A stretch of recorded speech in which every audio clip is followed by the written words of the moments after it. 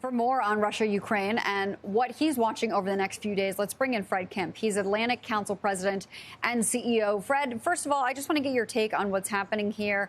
Russia has obviously invaded the country. The situation is very serious. What is your understanding of where things stand? Well, I think there are three things to watch. One of them is, are we inflicting sufficient pain on Putin so that he might change his course? The sanctions are really the most ambitious ever, but I think that jury is out, and right now it doesn't look like it. The second is shoring up NATO allies that are on the Eastern Front. That's moving apace, and they've had a deployment of the 40,000 strong NATO rapid reaction force for the first time in its history. And then finally, and this is the point you're getting at, which is, can you save the 44 million population of the democracy called Ukraine? And there you see Russian troops bearing down on Kiev. You see an escalation that's really quite frightening. White House thinking Kiev could fall within days. On the other hand, you're seeing more resistance than Putin counted on.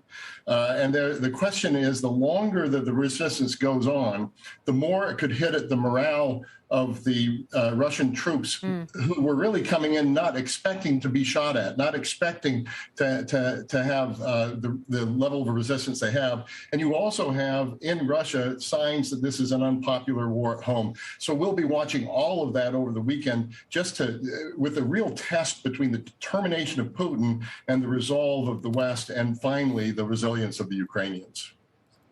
You mentioned this a bit in that answer about the sanctions, but in the last hour or so, the U.S. now joining Europe in levying sanctions against Putin himself. You don't think that that will be enough to deter him from what he was going to do otherwise? Or can we know? We don't really know what his assets are or what his family's assets and reach are, do we? It's such an interesting story. I was told about a meeting of the billionaires where they were trying to discuss who the richest person in the world was, and they settled on Putin. I won't say the names of the billionaires because that would be unfair, but because it was told to me anonymously. But he has collected money in all sorts of corporations, friends of his have it. The question is, can we get to it?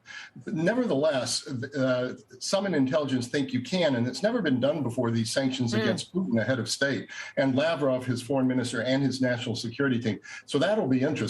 And they are the most far-reaching sanctions we've ever done before with the largest Russian banks. The real thing I'm watching for is, will they ever go at the central bank? At the moment, they don't want to put that on the table, but that would be the showstopper for Russia. Why would that be the showstopper? I would think sanctioning Putin directly, Fred, it's Morgan, would really cut him off at the knees and actually send a very chilling effect to other dictators the world over. But what would the central bank being sanctioned do? Look, Morgan, you are absolutely right. If they can get at Putin, that's right. And his national security team probably has not gone to as much trouble to hide their money as Putin has. So it could also affect his support in his inner circle. But central bank sanctions have only really been done with Iran. It freezes the assets of the government wherever they are. Iran is not a G20 country. Russia is number 11 country in the world. That's never been done before. Those sanctions weren't even on the table a couple of weeks ago, and they're not front burner, but they're now being talked about, particularly if Putin continues on this course. You know, Fred, one thing that concerns me, and I believe would concern the world and investors, citizens, you name it, is an alliance between Russia and China. What do we know about the leaders' conversations and where China is sitting currently? Are they still interested in some resolution that's more diplomatic in nature, or do we know? Schools divide here, whether they're as close as they've ever been, Russia and Chinese leaders. I think we have not seen the two authoritarian leaders, the greatest authoritarian leaders of their time, this close since World War II. That's my view. On the other hand, they've got a bunch of differences too.